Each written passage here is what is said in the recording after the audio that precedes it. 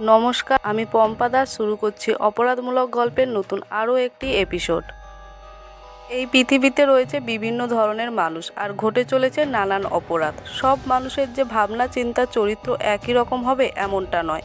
ঠিক যেমন হাতের 5টা আঙুল সমান হয় না, তেমনই সব মানুষ ভালো বা সব মানুষ খারাপ হবে এমনটাও হয় না। এমন অনেক মানুষ রয়েছে যাদের স্ত্রী থাকা সত্ত্বেও তারা অন্য নারীতে আসক্ত, বলা বাহুল্য বহু নারীতে আসক্ত হয়। আজ এরকমই এক ভিন্ন স্বাদের অপরাধের কাহিনী নিয়ে এসেছি আপনাদের জন্য, যেখানে অপরাধ করেছিল একজন ডাক্তার। এখন প্রশ্ন হলো, কে এই ডাক্তার আর তার অপরাধটাই বা কী? শুধুমাত্র বহু নারীতে আসক্ত হওয়াটাই কি তার অপরাধ, নাকি এর বাইরেও তিনি এমন কোনো বড় অপরাধ করেছিল? তাহলে চলুন শুরু করা যাক এই অপরাধের কাহিনী। তবে তার আগে আপনি যদি চ্যানেলে নতুন হন তাহলে আজই সাবস্ক্রাইব করুন, আর ফেসবুক থেকে দেখলে ফলো করুন। ডাক্তার প্রভাকরণ ছিলেন অসাধু প্রকৃতির মানুষ। সুন্দরী স্ত্রী থাকাকালীন তিনি হাসপাতালের মহিলা ডাক্তার ও নার্সদের সাথে ফ্লার্ট করতেন। দূরের কাজিন হেমা যখন নার্স হয়ে হাসপাতালে আসেন, তিনি তাকেও ছাড়েননি। ঘাটশিলা হলো ঝাড়খণ্ডের সিংভূম জেলার একটি তহসিল। হিন্দুস্তান কপার লিমিটেডের কারণে এই তহসিলের একটি শহরতলি মৌভাণ্ডার বিখ্যাত। মৌভাণ্ডারে যেখানে একটি তামার কারখানা রয়েছে, তার কাছাকাছি একটি তামার কলোনি রয়েছে, যা শ্রমিকদের জন্য নির্মিত হয়েছিল। এই কলোনি থেকে একটু দূরেই মৌভাণ্ডার ওয়ার্কস হাসপাতাল, যা স্থানীয় মানুষের জন্য তৈরি করা হয়েছে। 1979 সালে প্রভাকরণ নামে একজন ডাক্তার এই হাসপাতালে পোস্ট করা হয়েছিল। তার স্ত্রী ডাক্তার শান্তিও এই হাসপাতালে পদায়ন করেছেন। হাসপাতাল চত্বরে থাকার জন্য বাংলো পেয়েছিলেন এই চিকিৎসক দম্পতি। ডক্টর প্রভাকরণকে যতটা অভদ্র, বদমেজাজি ও নিষ্ঠুর মনে হতো, চেহারা ও আচরণে ডক্টর শান্তি তার নামের মতোই শান্ত স্বভাবের মানুষ ছিলেন। ডাক্তার প্রভাকরণ ও ডাক্তার শান্তির 2 সন্তান ছিল, এক ছেলে ও এক মেয়ে। 2 শিশুই মোসাবনি কনভেন্ট স্কুলে পড়তো।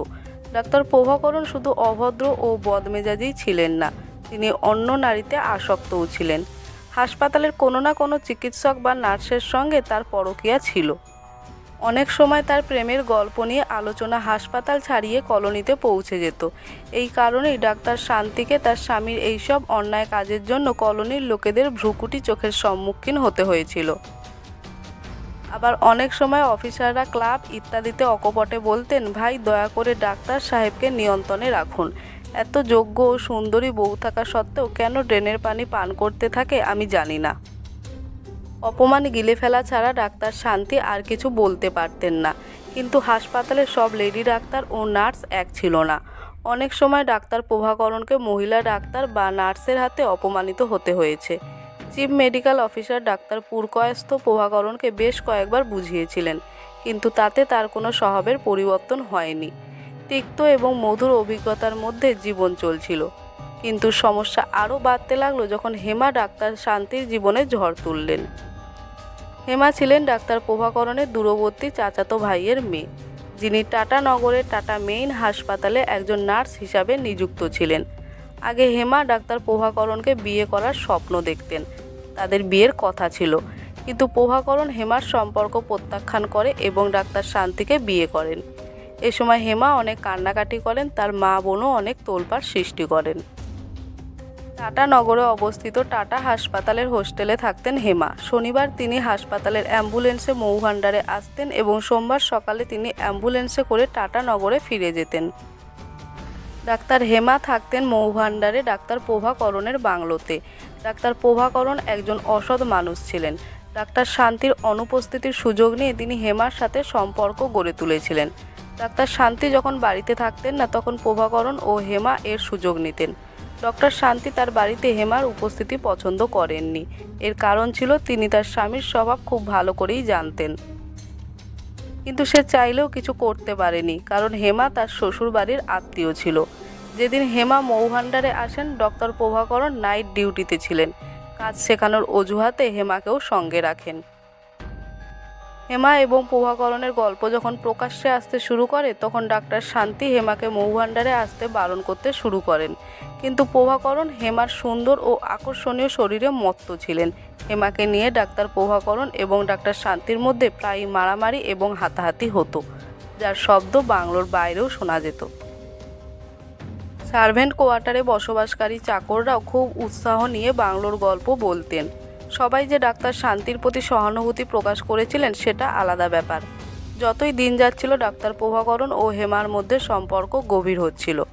এরই মধ্যে একদিন খবর এলো যে ডাক্তার শান্তিকে খেতড়ি কপার প্রজেক্টে বদলি করা হয়েছে।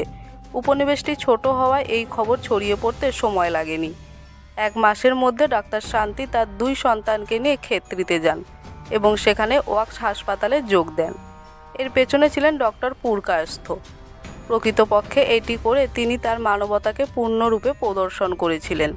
কিন্তু ডক্টর শান্তি চলে যাওয়ার পর প্রভাকরণ ডাক্তার পুরকায়স্থের সাথে তার স্ত্রীর মিথ্যা অবৈধ সম্পর্কের গল্প বলতে শুরু করে, যেখানে স্ত্রী সন্তানদের চলে যাওয়ার পর তিনি নিজেও হয়ে উঠল আরও ধূর্ত। এখন তাকে থামানোর কেউ ছিল না। টাটা হাসপাতাল থেকে মৌভান্ডারে হেমার যাতায়াত আগের মতোই চলতে থাকে। হেমার ডাক্তারি মৌভান্ডার ওয়াক্স হাসপাতালে করার জন্য প্রভাকরণ কলকাতা অফিসে সম্ভাব্য সব রকমের চেষ্টা করেছিলেন। তাই এখন দিনের বেশিরভাগ সময় হেমা থাকতেন মৌভান্ডারে। ডাক্তার তো ভগবানের মতো, কিন্তু সেই ডাক্তার তার স্ত্রী ও সন্তানের প্রতি অন্যায় করেছিল। ডাক্তার শান্তি চলে যাওয়ার পরও ডাক্তার প্রভাকরণ তার নামে মিথ্যা অপবাদ করেছিল। ডাক্তার প্রভাকরণ, যিনি বহু নারীতে আসক্ত, তিনি কি ডাক্তার হেমার সাথে সুখী ছিলেন, নাকি আবার তার চোখ পড়েছিল অন্য কোনো নারীর ওপর? অন্যদিকে ডাক্তার হেমা, যিনি ডাক্তার শান্তির সংসার ভেঙেছিলেন, তিনি কি তার সংসার ভেঙে নিজে সুখী হতে পেরেছিলেন, নাকি নিজের জীবনের চরম বিপর্যয় ডেকে এনেছিলেন? শান্তি চলে যাওয়ার পর প্রভাকরণ আর হেমা নির্লজ্জতার সব সীমা ছাড়িয়ে গিয়েছিল। টাটা হাসপাতালের হোস্টেল ছেড়ে তিনি মৌভান্ডারে থাকতে শুরু করেন। এখন তিনি ডিউটির জন্য হাসপাতালের অ্যাম্বুলেন্সে মৌভান্ডার থেকে টাটানগর যাতায়াত শুরু করেছিলেন। ডাক্তার শান্তি চলে যাওয়া এবং হেমা ও প্রভাকরণের একসঙ্গে থাকার গল্পগুলো ধীরে ধীরে পুরনো হয়ে যাচ্ছিল। প্রভাকরণ ও হেমা শীঘ্রই কেরালা গিয়ে বিয়ে করবেন। এর জন্য লোকেরা প্রায়শই এমন কথা শুনতে পান যে প্রভাকরণ ডাক্তার শান্তিকে বিবাহ বিচ্ছেদের নোটিশ পাঠিয়েছিলেন। কিন্তু কলোনির মানুষ এখন আর এসব কথা শুনতে ও জানতে আগ্রহী ছিল না। এদিকে গুজব ছড়িয়ে পড়ে যে এখন ডাক্তার প্রভাকরণের চোখ আছে ডাক্তার মধু কারকেটার উপর, যিনি ডাক্তার শান্তির জুনিয়র হিসাবে কাজ করছিলেন। তাকে মুগ্ধ করার জন্য ডাক্তার প্রভাকরণ তার সামনে হাঁটছে, তার সাথে কথা বলার সব রকম চেষ্টা করছে। প্রভাকরণ যে সাঁওতালি সুন্দরী ডাক্তার মধু কারকেটার ভক্ত হয়ে উঠেছেন, এই তথ্য পাওয়ার সাথে সাথে হেমা আহত সাপের মতো ফসফস করে উঠলেন। প্রতিদিন হাসপাতাল চত্বরে তাদের দুজনের চিৎকার শব্দ প্রতিধ্বনিত হতে থাকে। সেবক কোয়ার্টারে বসবাসকারী লোকেরাই এই ধরনের জিনিসের বিস্তারকে উৎসাহিত করেছিল। হঠাৎ হেমা মৌভান্ডারে এলে হেমাকে মৌভান্ডার হাসপাতালে নিয়োগ করা হবে তা নিশ্চিত। তিনি কেরালার একটি হাসপাতালে ভালো চাকরি পেয়েছিলেন। প্রভাকরণ নিজেই জনগণকে একথা বলেছিলেন। হেমার চলে যাওয়ার মাত্র 1 মাস পরে তার বাবা এবং ভাই তাকে শান্ত করতে এবং তাকে কেরালায় নিয়ে যেতে মৌভান্ডারে আসেন, কিন্তু হেমা সেখানে ছিলেন না।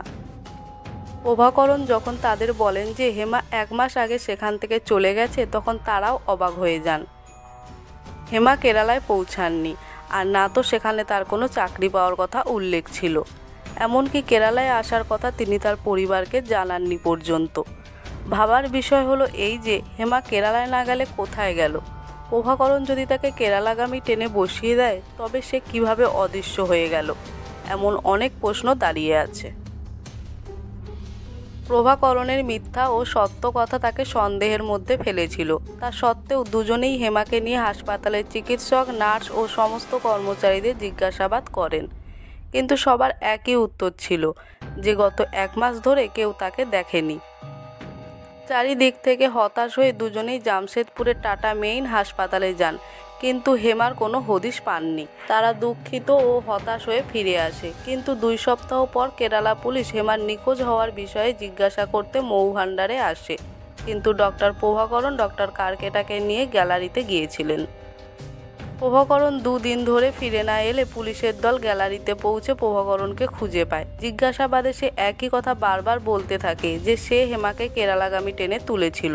হেমা কোথায় গেছে সে জানে না। হতাশ হয়ে পুলিশ ফিরে আসে, কিন্তু প্রভাকরণের ভয় তখনও কমেনি। এদিকে কেরালা পুলিশ আবার সাদা পোশাকে মৌভান্ডারের কাছে পৌঁছেছে।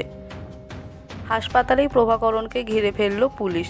সকলের উপস্থিতিতে যখন প্রভাকরণের বাংলো তল্লাশির জন্য খুলে দেওয়া হয়, তখন দুর্গন্ধের কারণে লোকেদের নাকে রুমাল বাঁধতে হয়। ঘরে একটা টিনের বাক্স রাখা ছিল, যেখান থেকে একটা ভয়ানক গন্ধ আসছিল। সেই বাক্স থেকে জল বেরিয়ে উঠানে গিয়ে ড্রেনে মিশে যাচ্ছিল। পুলিশ বাক্সটি খুলতেই সেখানে দাঁড়িয়ে থাকা মানুষের আত্মা কেঁপে ওঠে। হেমার দেহ টুকরো টুকরো করে বাক্সে লবণ ও অ্যাসিড দিয়ে রাখা হয়েছিল। একটু নাড়াতেই মুখ থেকে মাংস আলাদা হয়ে গেল। সেই ভয়ানক দৃশ্য দেখতে ভিড় জমায় হাজার হাজার মানুষ। সমস্ত প্রমাণসহ পুলিশ প্রভাকরণকে জামশেদপুরের টাটা থানায় নিয়ে যায়। সেখানে সে তার অপরাধ স্বীকার করেছে। তিনি যা বললেন তা শুধু ডাক্তার হিসাবে প্রভাকরণের নিষ্ঠুরতা ও অমানবিকতাকেই প্রশ্নের মুখে ফেলে না, সেই সঙ্গে সঙ্গে প্রশ্ন উঠেছে মৌভান্ডার ওয়াক্স হাসপাতালের অবহেলিত লজ্জাজনক ব্যবস্থাপনার দিকে। হেমার করুণ পরিণতির গল্প শুনে সবাই হতবাক। প্রভাকরণের কাছে হেমা গর্ভবতী হন। তিনি প্রভাকরণকে যত তাড়াতাড়ি সম্ভব বিয়ে করার জন্য চাপ দিচ্ছিলেন, যেখানে তার কথায় পাত্তা না দিয়ে প্রভাকরণ ডাক্তার কারকেটার সাথে মজা করছিলেন। একদিন হেমা টাটা হাসপাতাল থেকে তাড়াতাড়ি বাড়ি ফিরে প্রভাকরণের সাথে ডাক্তার মধু কারকেটাকে দেখে রাগে চিৎকার শুরু করে। তিনি ডাক্তার মধু কারকেটাকে গেটের বাইরে ঠেলে দিয়ে প্রভাকরণকে খোলাখুলি সতর্ক করে দিয়েছিলেন, আমাকে শান্তির মতো ভাববেন না, যে অসহায় নারীর মতো মুখ লুকিয়ে কোথাও চলে যাব তোমার অপকর্মের কারণে। আমি কেরালা থেকে আমার পরিবারকে ডাকবো এবং হাসপাতালের সকল স্টাফদের সামনে বলবো যে আমার গর্ভে বেড়ে উঠছে আপনার অশ্লীলতার পরিণতি সম্পর্কে।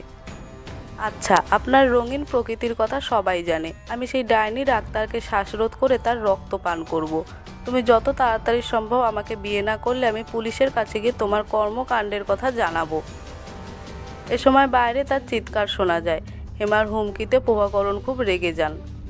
তারপরও তিনি হেমার কাছে দুঃখ প্রকাশ করে ক্ষমা চেয়েছিলেন এবং শিগগিরই বিয়ে করবেন বলে তাকে আশ্বস্ত করেন। এই ঘটনার ঠিক 2 সপ্তাহ পর এক রাতে ডাক্তার প্রভাকরণ ঘুমের ওষুধের সঙ্গে কোল্ড ড্রিঙ্ক মিশিয়ে হেমাকে পান করায় এবং ওই রাতেই তাকে শ্বাসরোধ করে হত্যা করে।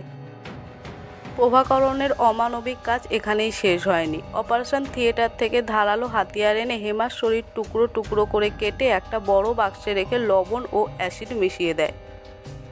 ডাক্তার প্রভাকরণ চাইলে হেমার শরীরের টুকরোগুলো এক এক করে অনায়াসে ফেলে দিতে পারতেন স্বর্ণরেখা নদীর স্ফীত জলে, যেটা তার বাংলো থেকে মাত্র 100 ধাপ দূরে ছিল। কিন্তু প্রভাকরণ, যিনি বাড়িতে এমন একটি সাহসী কাজ করার চেষ্টা করেছিলেন, তিনি তা করার সাহস জোগাড় করতে পারেননি। পাহাড়ি নদীর ক্রমবর্ধমান স্রোতে সব কিছু ভেসে যায়। বলা হয়ে থাকে যে অপরাধ মাথাচাড়া দিয়ে ওঠে। সম্ভবত এই ভয়ে প্রভাকরণ তা করতে পারেননি বা সঠিক সময়ের জন্য অপেক্ষা করতে থাকেন, যা কখনো আসেনি। তিনি তার বাংলোতে খুব কমই যেতেন, হাসপাতালেই বেশিরভাগ সময় কাটাতেন, সেখানকার ক্যান্টিনে খাওয়া দাওয়া করতেন। প্রভাকরণের বাংলোর ড্রেন থেকে দুর্গন্ধযুক্ত জল বের হওয়া সত্ত্বেও বাড়ির ভেতর মৃতদেহের টুকরোগুলো যে পচে যাচ্ছে তা কেউ কল্পনাও করতে পারেনি, কারণ এটা কেউ আশা করেনি। পুলিশ হেমার বাবা ও ভাইকে টাটানগরে ডেকে পুরো ঘটনার কথা জানায় এবং হেমার লাশের টুকরো তাদের কাছে হস্তান্তর করে। কাঁদতে কাঁদতে তিনি তার কেরালা সম্প্রদায় অনুযায়ী টাটানগরে হেমার শেষকৃত্য সম্পন্ন করেন। জীবনের সাথে সম্পর্কের ক্ষেত্রে বিশ্বাসঘাতকতার মূল্য দিতে হয়েছে হেমাকে। নারী নারীর শত্রু, একথা সত্য। হেমাকে তার জীবন বিসর্জন দিয়ে শান্তি ও তার সন্তানদের অধিকার কেড়ে নেওয়ার মূল্য দিতে হয়েছিল। যখন একজন পুরুষের অশ্লীলতা গোপন থাকে, একজন নারীর গর্ভ তার সমস্ত পাপ প্রকাশ করে। ধর্ষণ করা নারী ও পুরুষের মধ্যে এটাই সবচেয়ে বড় পার্থক্য। প্রভাকরণকে পুলিশ হেফাজতে কেরালায় নিয়ে যাওয়া হয়, যেখানে তাকে যাবজ্জীবন কারাদণ্ড দেওয়া হয়। ডাক্তার পুরকায়স্থ এবং হাসপাতাল ম্যানেজমেন্টের তদবিরে ডাক্তার কারকেটা কোনো রকমের রক্ষা পান। আমি পম্পা দাস আজকের পর্ব থেকে বিদায় নিচ্ছি। আবারও আসবো নতুন কোনো কাহিনী নিয়ে। ততক্ষণ পর্যন্ত সাবধান থাকুন, সতর্ক থাকুন আর দেখতে থাকুন ক্রাইম শো বাংলা।